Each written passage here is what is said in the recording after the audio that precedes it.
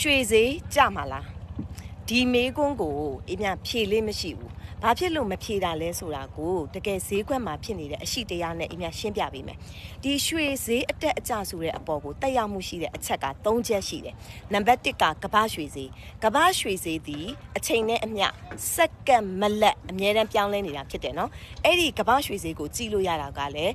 goldprice.org မှာသွားကြည့်လို့ရတယ်နံပါတ်1ကမ္ဘာရွှေဈေးနောက်နံပါတ်2ကမ္ဘာမှာဖြစ်နေတဲ့နိုင်ငံရေးနဲ့စီးပွားရေးအဲ့ဒီနိုင်ငံရေးတွေစီးပွားရေးတွေနောက်ဟိုတလွတ်အင်းမြပြောပြတဲ့ report တွေအစီရင်ခံစာတွေကလည်းကမ္ဘာရွှေဈေးအပေါ်ကိုအမြဲတက်ရောက်မှုရှိနေတယ်အဲ့ဒီအချက်တစ်ခုရှိတယ်နောက်ဆုံးတစ်ခုကကြတော့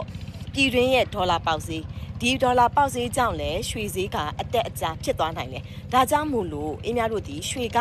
မနှက်ဖန်ကျမှာလားမနှက်ဖန်တက်မှာလားဆိုတာကိုပညာရှင်တွေတောင်မှတက်အပ်ဘယ်သူမှမပြောနိုင်ဘူးเนาะအဲ့တော့ခါကြတော့အခုအများတို့ရွှေစုတယ်ဆိုတာကကို့မှာရှိတဲ့ပိုင်ဆိုင်မှုကိုမပြောက်ပြက်အောင်ထိမ့်သိမ့်တဲ့သဘောအနေနဲ့အများတို့ကရွှေစုတာ